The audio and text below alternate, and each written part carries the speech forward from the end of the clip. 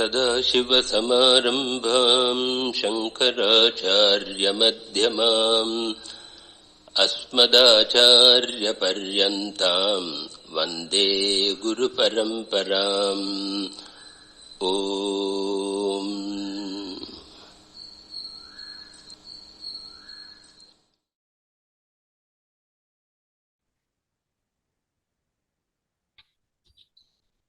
So I'm looking down because I'm reading this at the same time.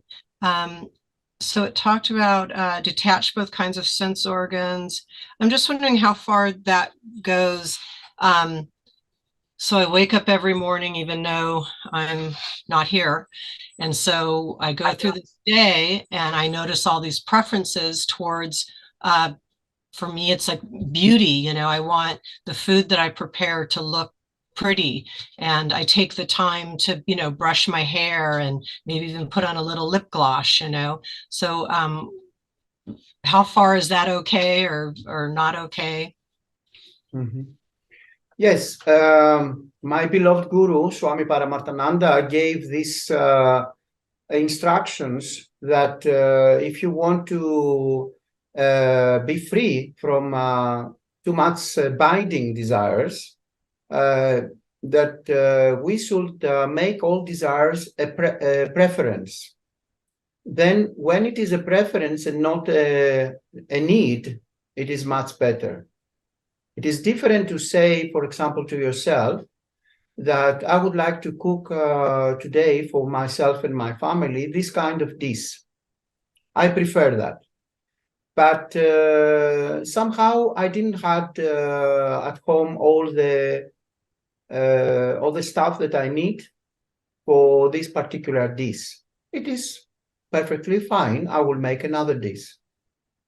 But if you say to yourself that it is terrible that I cannot do that dish, that particular dish, and I don't feel nice today because of this reason, of course it is a binding desire. So whenever you make a desire a preference rather than a need, it is a wonderful approach. Of course, there are certain desires which are by themselves non-conducive for self-realization and for permanent peace, happiness, and bliss. For example, the use of drugs. You cannot say that, yes, I will have a preference to use drugs, because by itself it is non-conducive for self-realization and in general for leading a peaceful, happy, and blissful life. But for the desires that you mentioned, it is perfectly fine if you make them just a preference. It's not no problem at all if you want to wear a nice dress. It's not problem if you want to use cosmetics, but only if it is a preference.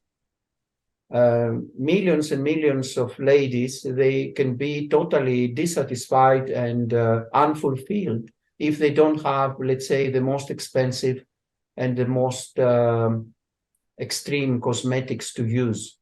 This, of course, it is a binding desire. It will maintain, it will reinforce the false belief that I am the body. And in the teachings, in our holy tradition, Guru Parampara, we want to be free from the desires. We want to be not slaves to the ego desires. But when we speak about the middle path, and we don't go into any exaggerations, then it is perfectly fine. But we should be always careful which particular desires cannot be even preference. Just as I mentioned, drugs or alcohol. Alcohol should not be even a preference for a mumuksu, which means a seeker of moksha, a desirer of moksha, self-realization, enlightenment. The same with eating meat, fish, eggs. This food is not conducive for self-realization, because it produces what we call in Ayurveda tamasic or rajasic mind, not sattvic mind, which means a mind which is appropriate to grasp very profound teachings.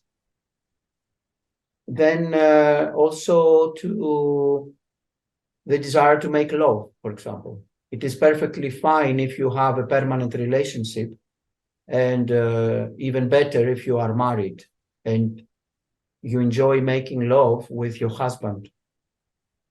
But if sex then becomes the center of your life, and you want to change partners and you are seeking satisfaction through pleasures and senses, then of course it's not conducive for self-realization moksha. Why? Because it is reinforcing that I am the body idea, the false belief, ahamkara, the idea, the misconception, the notion that I am the body-mind complex. When in reality, we want to recognize and be convinced on a permanent basis that what I am is Brahman, infinite impersonal consciousness, awareness, or presence. And furthermore, a good compass, GPS, for how to lead a perfect lifestyle is the scriptures themselves. There is what we call the Dharma Sastram, where it is mentioned in full details what is recommended and what is forbidden and what is conducive or non-conducive for self-realization, moksha, enlightenment. So each and every aspect of our lifestyle should be according to the Dharma Sastram. A lot of instructions are also in the scripture Bhagavad Gita. And a lot of instructions also we can find in the Prakarana Granthas, such as VIVEKACUDAMANI itself. Prakarana Granthas are the scriptures written from great acharyas, great gurus, such as Adi Sankaracharya himself and others. So if somebody is following the Advaita Vedanta path, there are a lot of instructions and a lot of guidance from the Guru Parampara, the authentic lineage, and also the scriptures. It needs only to have the guidance of a competent guru who is part of this Guru Parampara, the authentic lineage, and all these instructions will be revealed to you, will be presented to you gradually. Of course, it is not possible to cover all these topics in 1 hour. But in general, everything is written down in full details. The life itself is something that you can enjoy. Life itself is not from the scripture something bad or something that you should avoid to enjoy. Nobody said in the scriptures that you should not enjoy life itself. Everything is there for enjoyment of life itself. But when it becomes a binding desire, then of course it is problematic.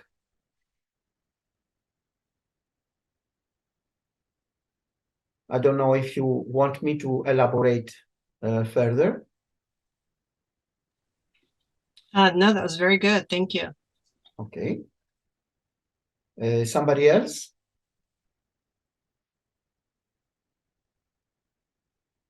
So if there is no any other question, maybe Andrew can read from the transcript of my Guru Swami Paramarthananda until somebody has a question.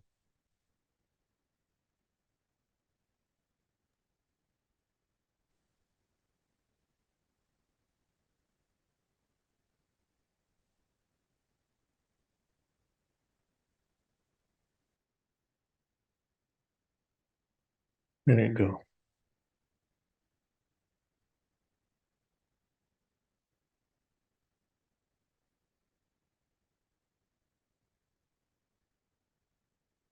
And even though superficially looking, the guru is a human being, the real nature of every living being, and especially the guru, is none other than Brahman or Atma itself. So through this, Shankaracharya indicates the essence of the teaching, that the essential nature of everyone, including ourselves and our guru, is Atma or self. Therefore, Shankaracharya says, I offer namaskara to my guru, who is physically Govinda Bhagavatpada, but really speaking, he is none other than Atman or Brahman itself. Now the question is, what is the nature of that Atman or Brahman? That is described in 3 other words. And up to this, the meaning for guru is Vakyartha. Now, in the following words, we get the Lakshyartha of guru. Guru is none other than Brahman or Atma, which is revealed or knowable only through the teaching of the Upanishad. Gokaram means revealed or knowable. Veda means our Vedic scriptures. And Vedanta or Vedanta means the final part of the scriptures. The spiritual portion of the Veda is called Vedanta, which is otherwise called Upanishad. So Sarva Vedanta means the spiritual portion of the Vedic scriptures, and Siddhanta means the central teaching, the bottom line. So Sarva Vedanta, Siddhanta Gokaram means that which is revealed through the central teaching of all the Upanishads. What is that? That is none other than Brahman or Atma. So my guru is none other than Brahman, which means which Brahman is noble only through the teaching of the Upanishad. And because of that reason only, Brahman or Atma is called Upanishadam Brahma or Upanishadam Purasa, that which is noble only through Vedanta. And then Tamagokaram, that Brahma or Atman is my guru, which can never be known through any other means of knowledge or by any pramanam, instrument of knowledge, like sense organs, logical reasoning, etc. Agokaram means not knowable through otherworldly pramana. Therefore, my guru, who is Brahman, is knowable only through Vedanta pramana, and not through any other pramana. That Brahman is my guru. Then there's a long Sanskrit verse. And what is the nature of that Atma? Paramandanam, which is the nature of Sat, Chit, and Ananda. But here, Shankaracharya highlights the most important feature of Atma, namely Paramananda. Parama means highest, limitless. Ananda means happiness. One who is of the nature of the highest happiness. It is not just his nature. If we surrender to the Guru, he will reveal that nature in ourselves also. That means the benefit of study of the Grantha is indicated here. Guru will make us realize that we are the embodiment of happiness. To that Guru, I offer namaskara for the successful completion of this study. And thus, with this beautiful Mangala Karanam, Shankaracharya begins his Vivekacudamani. Now we will enter into the second verse. In the following 2 verses, Shankaracharya is talking about the glory of human birth. How precious it is, how rare it is. Therefore, how it should be properly made use of. The glorification of human birth. Here the Acharya says 3 things are extremely rare for every living being.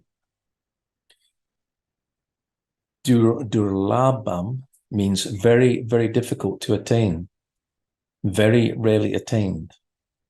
Trayam, the following three factors. 1. Manusyatvam. To be born a human being, human birth is very, very rare and precious, because in human birth alone, one can pursue all the goals of life. The ultimate goal of moksha can be pursued by a human being only. We don't see animals going after any purusartha, especially moksha. Animals cannot, only human beings can. Thus, human birth is rare, and according to the scriptures, there are about 84 lakhs species of living beings. Not 84 lakhs living beings, 84 lakhs species. Among those 84 lakh species, just one is the human being. Therefore, the chances of human birth is 1 in 84 lakhs. Therefore, the human birth, which is capable of pursuing liberation, is durlabam. 2. And in the human birth also, the next rare thing is mumuksattvam, the desire for moksha. According to scriptures, a human being can have 4 types of goals. A. Artha, pursuit of wealth for security. That is the first task. B. Kama, pursuit of sensory pleasures or objects of enjoyment. C. Dharma. Dharma means punyam, which can be converted into exchange for artha and kama later, either in this birth or in a later birth. Therefore, punyam is the currency for procuring artha kama, the invisible currency which can give me pleasure and wealth, either in the intermediate or remote future. Punyam is thus the third goal. D, lastly, the most important goal, Paramapurusartha, is moksha. What is moksha will be explained elaborately later.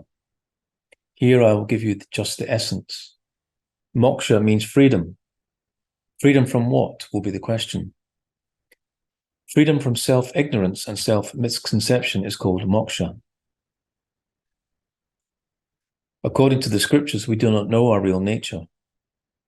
Our spiritual nature we are ignorant of. And because of self-ignorance, we have self-misconceptions. So we mistake ourselves to be mortal individual beings. The self-ignorance and self-conception is an intellectual problem. But according to Vedanta, this intellectual problem alone has been converted into all types of emotional problems, also, which are together called samsara. The problem of sorrow, the problem of fear, of hatred, jealousy, all such emotional problems we experience at the emotional level. But Vedanta diagnoses it as not an emotional problem. It is a symptom of a deeper intellectual problem consisting of self-ignorance and self-misconception. And as long as we don't solve this intellectual problem, we can never remove the emotional problems.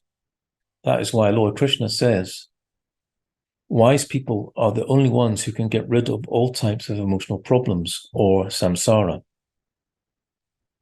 And moksha is freedom from self-ignorance, self-misconception, and consequent samsara, experienced in the form of varieties of emotional problems. Unfortunately, desire for moksha people very rarely have. Most people are busy running after artha and kama. There are only very, very rare human beings who are interested in moksha. A person who seeks or pursues moksha is known as a mumukshu. His status is called mumuksattvam. This quality is also very, very rare. So birth as a human being is rare, and desire for moksha is still rarer. Krishna says, among thousands and thousands of humans, only one rare person seeks liberation. Therefore, mumuksattvam is also durlabam. The word durlabam, you have to connect with each one. 3. Mahapurasamsraya. This is the third rarest thing. So if one wants to pursue liberation, he will require a spiritual guide. Otherwise, he will be trapped like a blindfolded person dropped in a huge forest. Even as he will not be able to get out of the forest, we too are trapped in the forest of samsara, blindfolded. And so we can never find a way out by ourselves. Therefore, we require a guide to help us get liberation. And that spiritual guide is here called Mahapurusa. A spiritual guru is called Mahapurusa. Literally, the word Mahapurusa means a great person. In this context, a great person who is capable of guiding, leading, and taking us to liberation. Not after death, but in this very life itself. And samsraya means shelter or support or guidance. So the guidance of a competent spiritual guide is the third rarest thing. So this human birth is rare. Spiritual seeking is rarer. And getting a spiritual guide is rarest. All these three are possible only under one condition. What is that condition? Trayam eva eta deva anugraha hetukam. Deva anugraha hetukam. Deva means God. Anugraha means grace. Hetukam means caused by.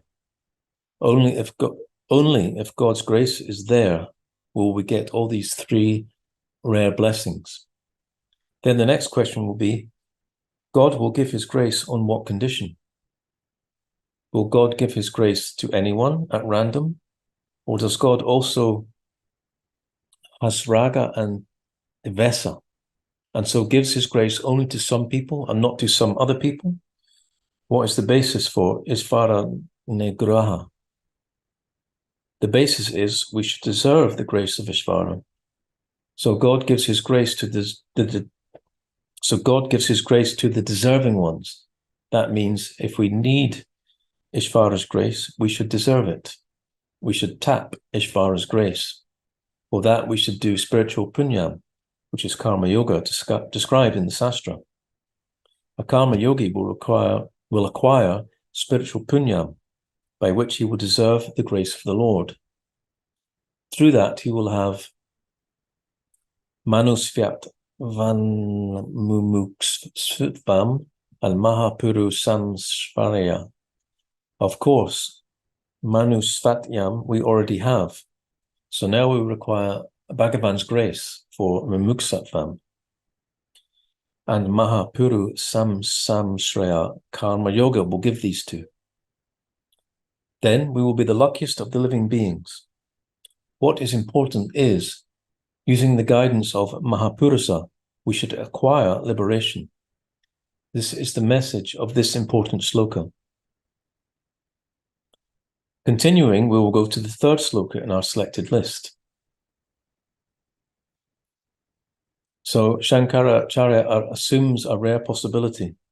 Suppose a person has got all these three blessings because of Bhagavan's grace. All these three means he is born a human being, he has got mumuksutvam also, at least to some extent, and he has also got mahapuru sasamsraya. There are also Mahatmas also available around him. That means he is born in a culture in which spirituality is there and spiritual guides are available. And suppose, in spite of all these advantages, he doesn't make use of these and gain liberation in this Janma itself, then it will be a huge loss of all these advantages. And such a person must be the greatest fool. If there is a noble prize for foolishness, we should award it to such a person who doesn't make use of such rare advantages on hand. So here it is an indirect criticism or condemnation of all those people who do not make use of the available grace of God. Shankaracharya talks about such a person who has attained all these advantages. What are those advantages? Let us assume he has attained these advantages. What are they? Let us assume that the rare human birth has been attained, somehow because of some punyan done in some past birth. We do not know which past human birth, so in some past human birth, he may have done a lot of punyam and earned the grace of God, And because of that grace, he has attained Narajanma, or human birth already. And Durlabam Tatrapi Pumstvam, a controversial expression. The word Pumstvam means Puman, a Purusa, a male human being. In this context, Puman means a male human being. Pumstvam means maleness of human being. Let us assume that the human being has got advantage of being male. Now, this is a controversy, because it directly means to say that being born a male is advantageous and being born a female is less advantageous, it would seem. That's why I said it is a controversial expression. It appears Shankaracharya is saying males have some advantages over females, but we should not get into controversy. Already so much we have. We should not read any such controversy here. Spiritual pursuit is purely an internal pursuit. Physical body has nothing much to do. Our mind, our intellect, our inner being only matter more in the inward journey rather than our physical attributes. In Vedantic context, maleness or puru sattvam should not be taken in the literal sense. We should take it as referring to certain internal qualifications. So pumstvam, we will translate as certain advantages, internal qualifications. What are those? The intended internal qualification is emotional strength. Freedom from emotional weakness is very important. Emotional strength, emotional independence, or emotional courage. By these, I mean freedom from emotional attachment, because all scriptures, especially Bhagavad Gita, declare raga, or emotional attachment, can be a very big obstacle to liberation, because a person who is emotionally attached will not be able to gain the knowledge. And even if that person gains knowledge, he will not be able to get the emotional benefit of the knowledge. If that person is over-attached to people and things, especially attachment to family, spouse, children, grandchildren, etc., that can be a very big obstacle to attain or realize the benefit of this knowledge. In the Bhagavad Gita, Lord Krishna says, don't get over-attached to children, spouse, etc. Over-attachment or emotional slavery will create problem. Love is one thing. Love towards the family members is okay. But when the love leads to clouding of our Viveka Sakti, that Viveka clouding love is called attachment. As long as we have love which does not cloud Dharma, Adharma Viveka, and Atma, Anatma Viveka, that love is safe. The moment it clouds these twofold Viveka, it is no more love, it is attachment. This emotional attachment is an obstacle. Therefore, pumstvam, I will translate as emotional independence. So pumstvam also labdam astu. Let us assume this person has got that emotional courage or strength also. And let us assume that this human being is born in a culture which knows the value of moksha. The Bhagavad Gita uses the word tatvajnana artha dasanam, because a person born in some other culture will not know what is moksha or self-knowledge at all. Shrutipara means the shore of Veda. Shruti means Veda. So the other end of Shruti is Shrutipara. This refers to the ultimate destination of Vedic teaching, which is moksha. Shrutipara means moksha. Dasanam means he knows.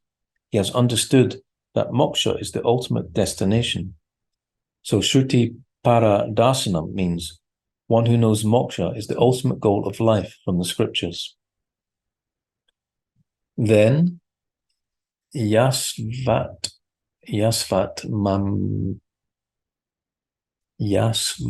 mamuktya na yateta mudadihi. So let us assume that a human being has got all these three blessings already in his life. Now Shankaracharya says, And suppose that person is deluded, foolish, and how foolish. Knowing full well the importance of moksha, he doesn't dedicate his life for moksha as the primary goal, the ultimate goal. Why? He says, I don't have time. Despite his advantages, he says, I will do it later. After completing all my duties, I will try. He keeps on postponing.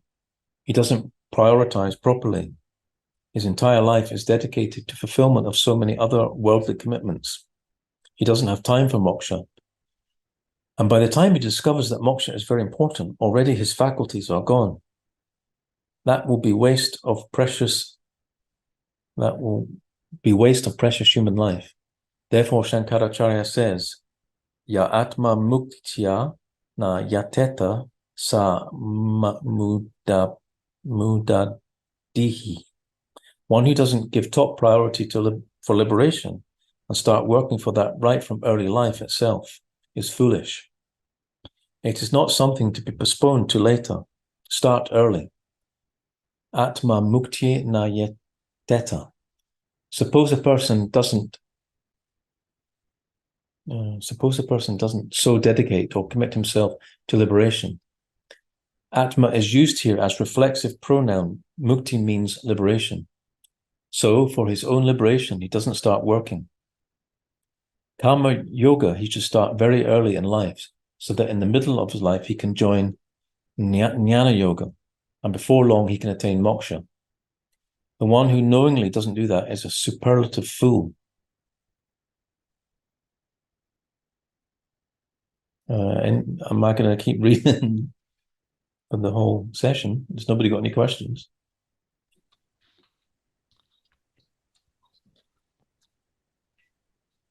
I could ask a question. I think I've always had this question about, Christians. There's a lot of Christians on our planet, and was talking about, I don't know, maybe it's in a different context, saying that, it's rare spiritual seekers. So maybe that's held in a slightly different context, but I feel like a lot of people, say they're spiritual, not religious. But I have a good amount of born again Christians in my family, and I rarely talk about my beliefs because I think there's their nature they're very excited about their religion. And my brother just told me 2 days ago, he said, I have to be Christian. I've spoken with God. I believe, I spoke with God. And in that same conversation, he was telling me how, we're all born sinners.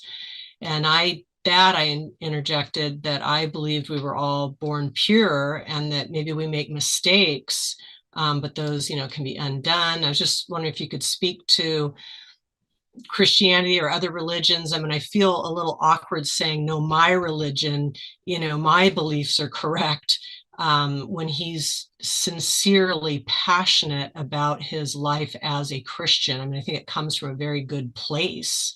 And as an ex-drug addict, it really saved his life. Yes, all religions, they contain what we can call an inner circle. We can find, for example, in Christianity, a lot of circles like the Gnosticism. And we can find, for example, in Muslims, we can find the Sufis or the dervishes. And the same with every religion. There is an outer circle, an external circle, where the masses are following only rituals and nothing more than that. And they are superficially believe that this is enough. And there are always inner circles in every stream of wisdom or faith, where people are more connected with the essence of the teachings. For example, myself, I love very much Rumi. I love very much the teachings of Christ, but the original teachings of Christ, not the teachings that the church is presenting in a wrongly manner. For example, Christ's teaching was completely an Advaitic teaching. It was completely non-dual. But the way they present Christ's teaching in the churches is dualistic. It is Advaita. And the same with let's say, Buddhism. In Buddhism, there are different levels of understanding and different levels of spiritual practice. We have Hinayana, the small vehicle. We have Mahayana, the big vehicle. We have Vajrayana, the diamond way. We have Mantrayana. We have Dzogchen or Mahamudra, which is the highest aspect of the truth, and so on and so forth. The same in what it is known as Hinduism. The right word is Sanatana Dharma. We have millions of streams of faith or paths which are starting from Sanatana Dharma, and they are expanding. And inside Sanatana Dharma, the top and the most profound teachings are the Upanishads, the Advaita Vedanta. So everything has its usage. For certain spiritual level of maturity, it is the different ways of approaching the truth according to different capacities of each and every apparent individual. So we cannot say that something is wrong or something is better or something it is we have to criticize or things like that.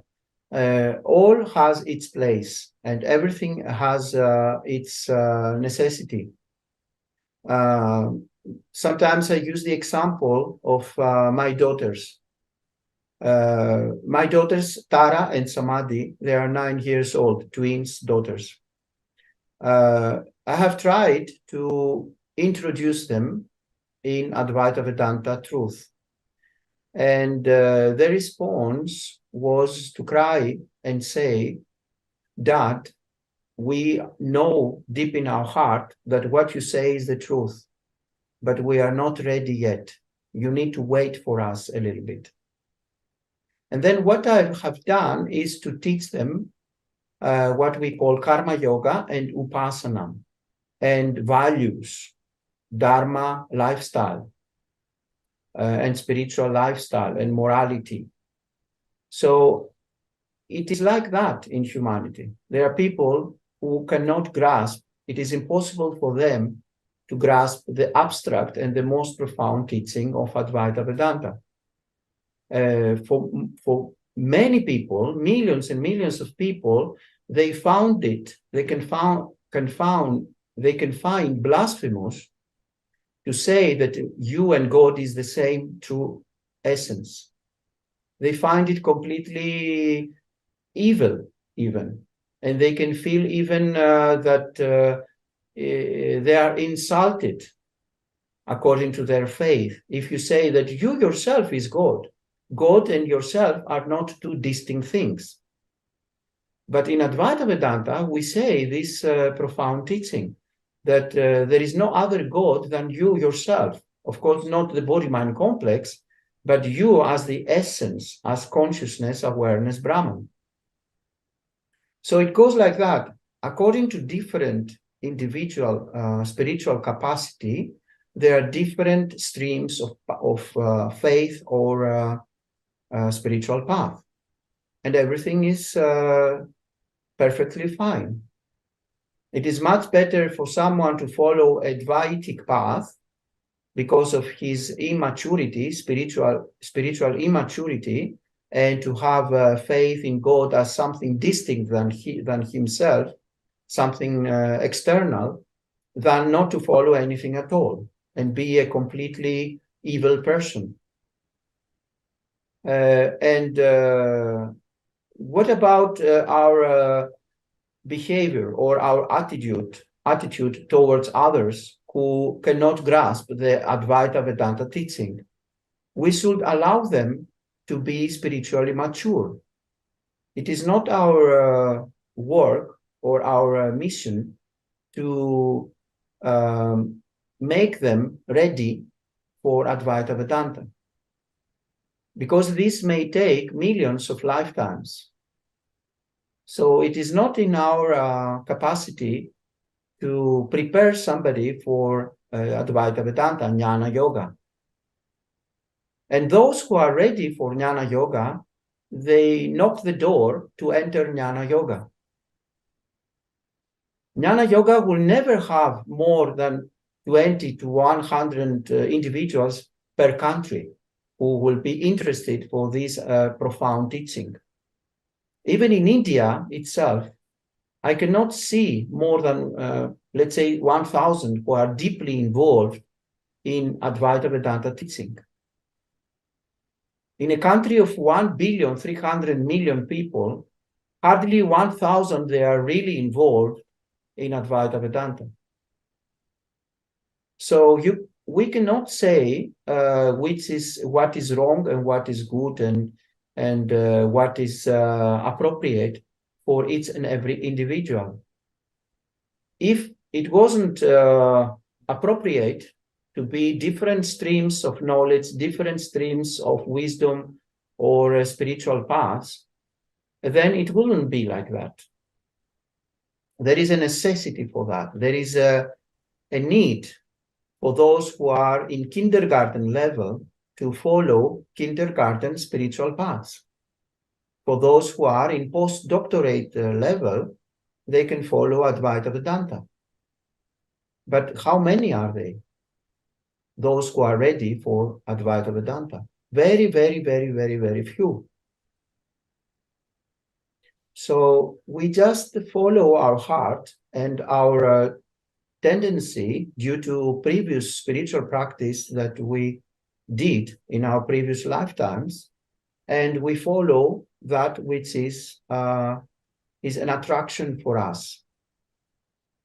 It is not by accident those who are attracted to Advaita Vedanta.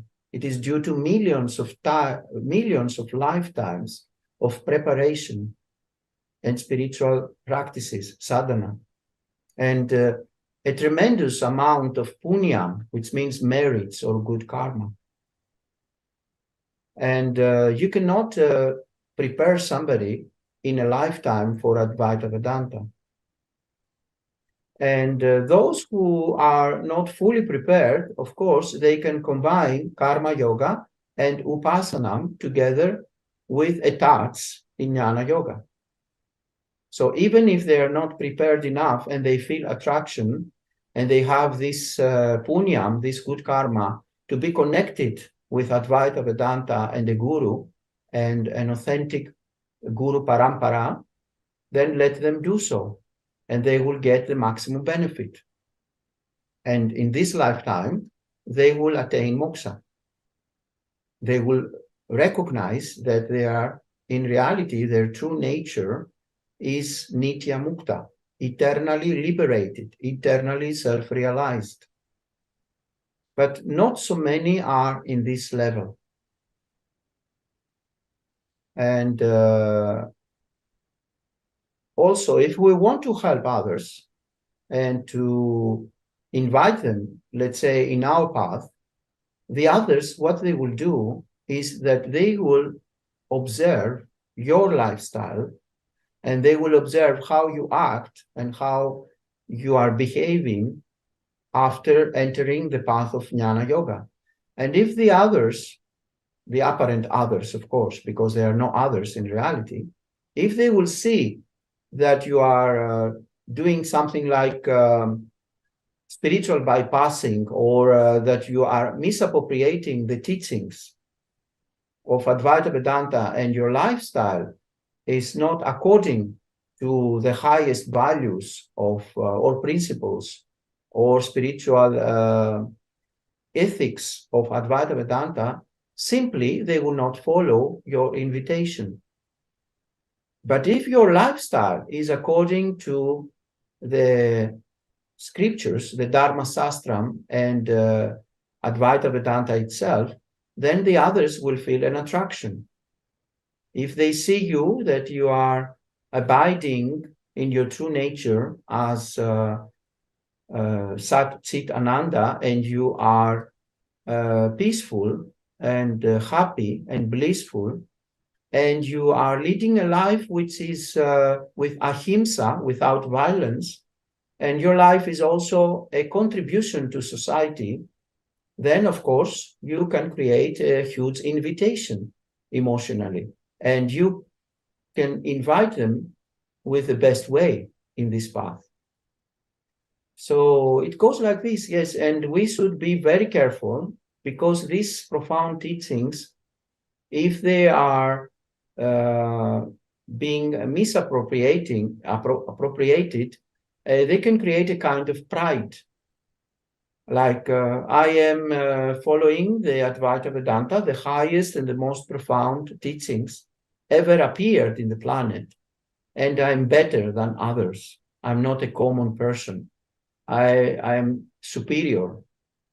So there is always this danger, this trap. But we should be sincere and in honesty and observe ourselves. Do we live according to the Dharma Sastram? Do we follow the values of Sanatana Dharma in general?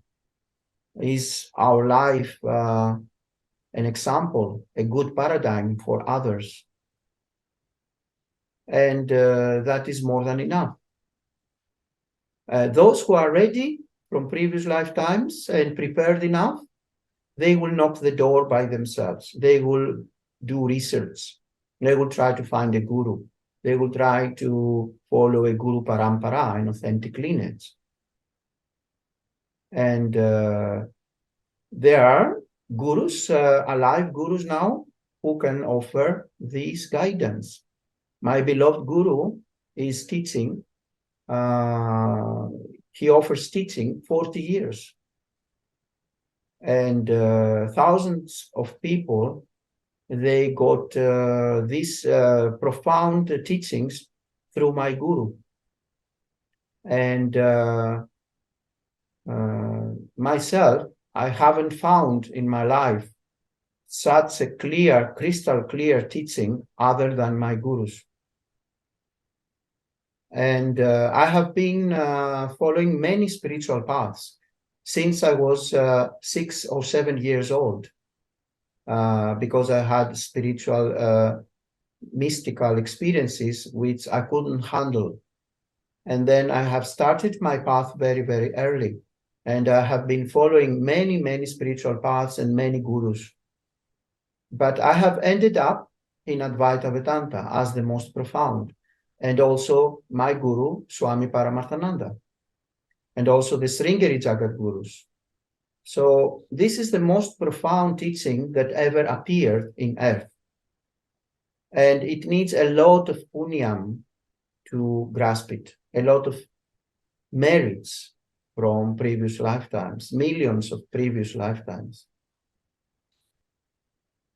So I don't know if you want me to elaborate more on that. No, I think, while you're talking, my ego goes a little different direction of, like my brother is a Christian. He, his pastor has told them they are the chosen ones. And he reminds me of that all the time. And he thinks I'm lost, But I guess to me, when someone says this is the best, I have an opposite reaction of, I don't feel pride. I feel like, really? I mean, what are the odds of me, landing in the supreme path? It actually, I feel like I can't really accept that.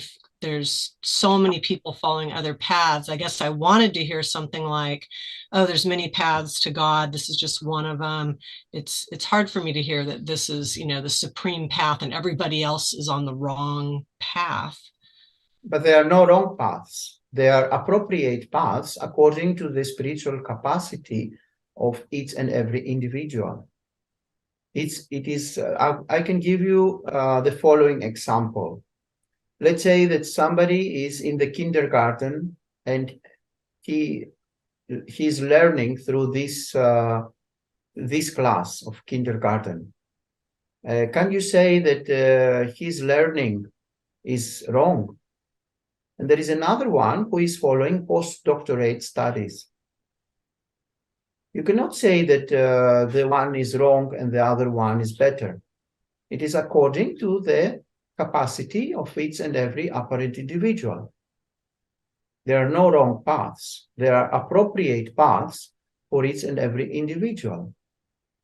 For somebody to go to in the university or postdoctorate studies, it's not easy. And for some others, it is easy. But certainly, you cannot say that the postdoctorate studies are better than the kindergarten or the first classes of the school.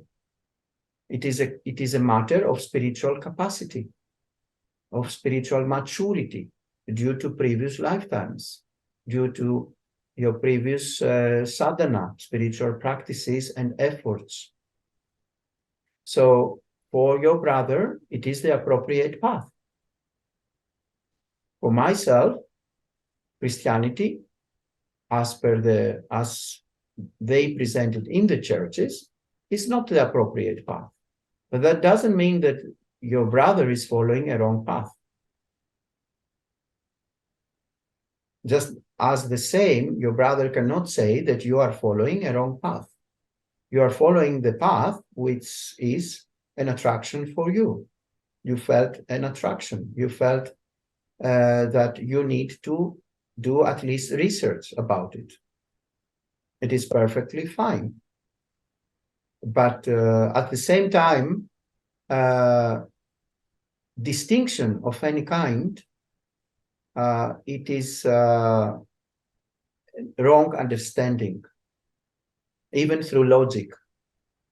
If you consider that the waves in the ocean are different from the ocean or the water itself, then by itself, it is a wrong understanding. If you consider that you and God are two distinct things, for example, that is a complete misunderstanding of the truth. Or that the gold is different from the ring, two distinct things. The ring is gold. All the beings are God, cannot be distinct from God. But in the churches, they present God as something external, something which is superior, something which is of another essence or nature. So we Advaitins, we believe that this is a terrible mistake. We say how you can be different and distinct from the ultimate source of everything, how you can be a distinct thing. And we say that there is only Brahman, there is only God, there is only the ultimate essence of everything and everyone. And we say even what quantum physicists they say, that consciousness, it can be only singular, cannot be plural.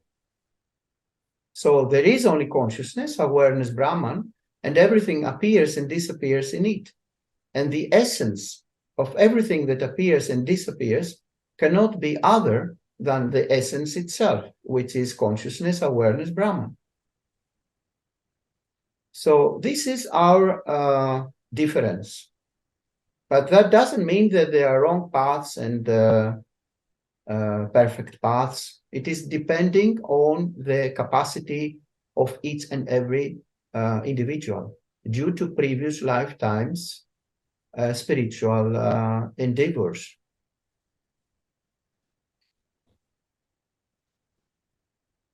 I personally believe that interfaith dialogue can help the planet for more peace. I would love to participate, and I have been participating in many dialogues, which is about interfaith peace and interfaith dialogues and interfaith friendship. And this must be continued. Should not be wars because of faiths. It is a terrible misunderstanding and a terrible mistake. So it doesn't matter if you call God with different names. God can be only one, no matter the name that you use. Consciousness, awareness, or presence don't have a name in reality. It cannot have a name. It doesn't need a name. Even the name consciousness or awareness is a superimposition to the ultimate reality of everything and everyone. But in reality, it does not need a name and it does not have a name. So whether you call it with your name or somebody else's call it with another name, it doesn't matter. And there are things in the religions and in all spiritual paths which are similar. For example, the rule that you should not do to others what you will not like to do to you. And you should do to others what you would love to do to you. Like some golden rules. And it is better to focus on what is connecting humanity and creates peace rather than the differences. Because there are similar things and there are also non-similar things. But it is better to sit down and to find the commonalities and to create peace in the planet as much as we can.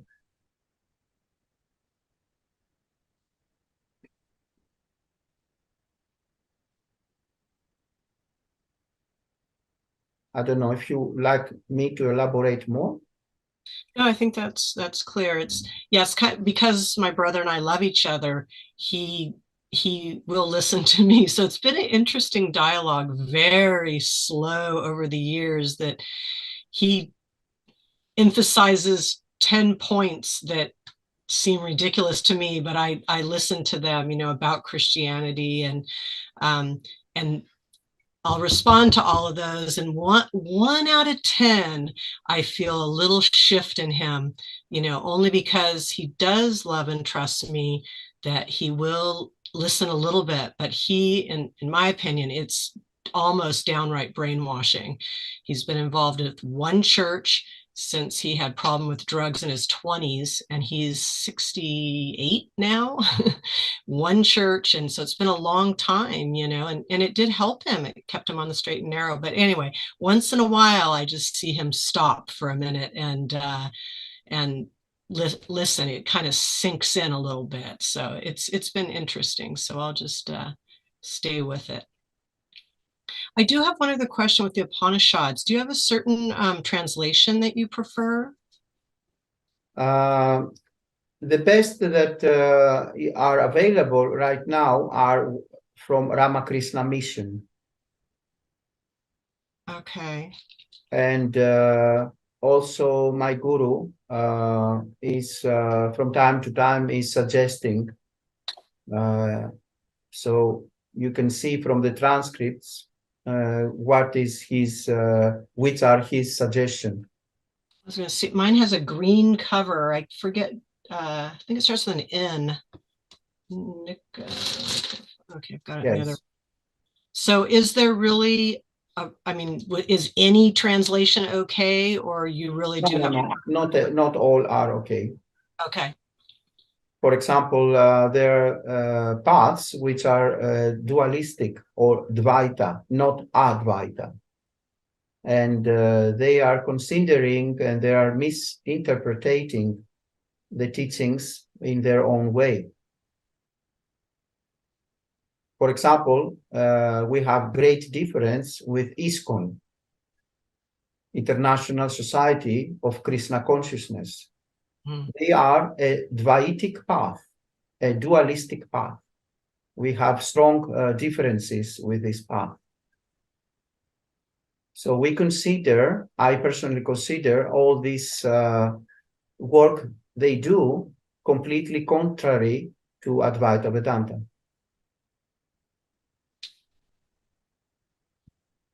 And also many, many other.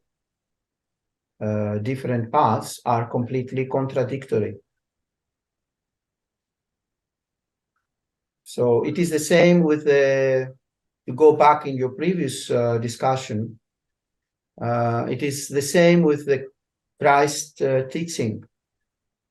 There are more than 6,300 churches, and each one of them, it is claiming that I have the absolute truth.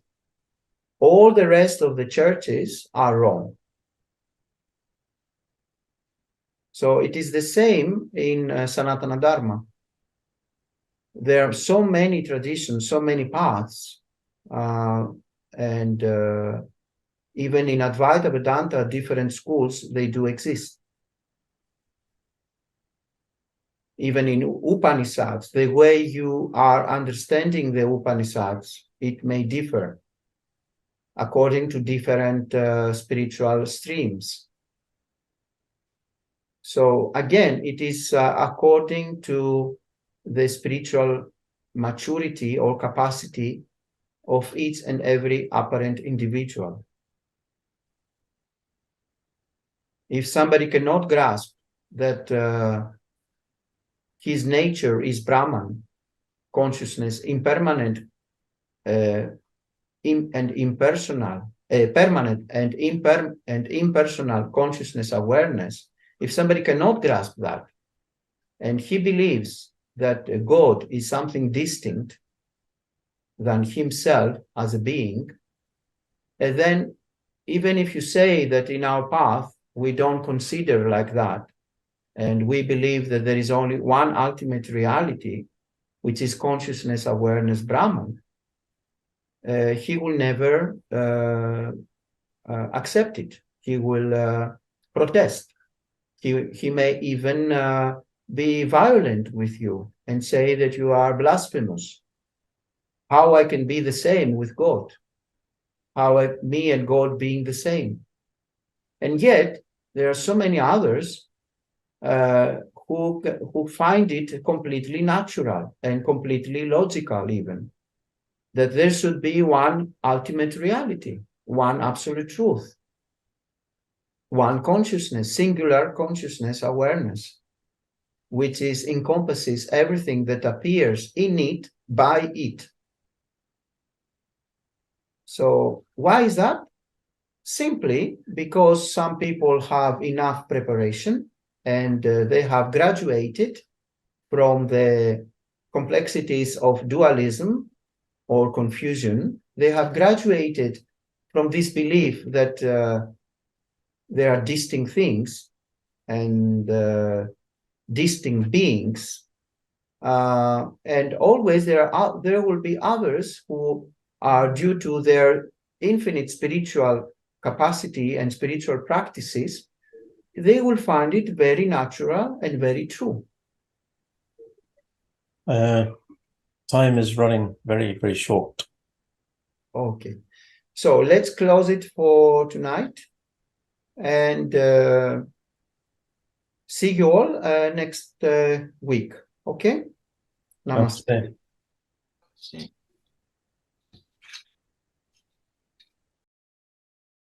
पूर्णमदः पूर्णमिदं पूर्णात् पूर्णमुदच्यते पूर्णस्य पूर्णमादाय पूर्णमेवावशिष्यते ॐ शान्तिः शान्तिः शान्तिः।